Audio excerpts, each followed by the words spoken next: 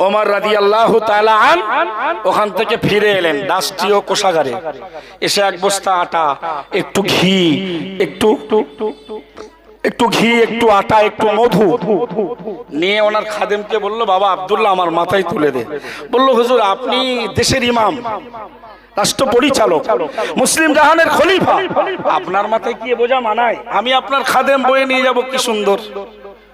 প্রিয় নবী সাহাবী আমিরুল মুমিনিন খলিফাতুল মুসলিমিন ওমর ফারুক রাদিয়াল্লাহু আনহু তিনি পৃথিবীর বুকে ইতিহাস সৃষ্টি করে দিয়ে বলল, হে বাবা ছেলে, আমি যখন দেশের নেতা, আমার জনগণ বিপদে পড়লে, দুঃখ পেলে, কষ্ট পেলে, মুসিবতে আক্রান্ত হলে তাকে সেবা দেওয়ার জন্যই তো আল্লাহ আমাকে দায়িত্ব দিয়েছে।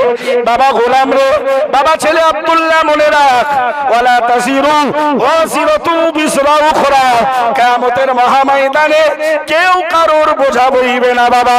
সুতরাং এটা আমি নেতা হিসাবে প্রজাকে সেবা দেওয়াই আমার দায়িত্ব, আমার বোঝা আমাকে বহন করতে রে।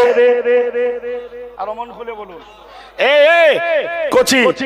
দেশ পরিচালক আমরা সেই ওমরের উত্তরসূরি।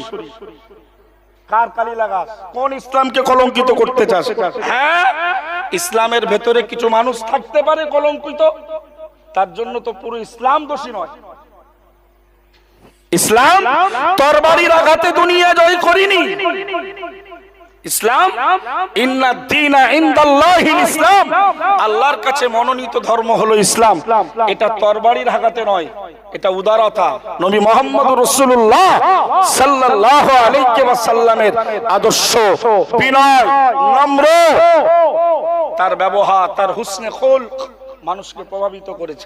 খাব্বাব ইমানের কালেমা পড়লেন।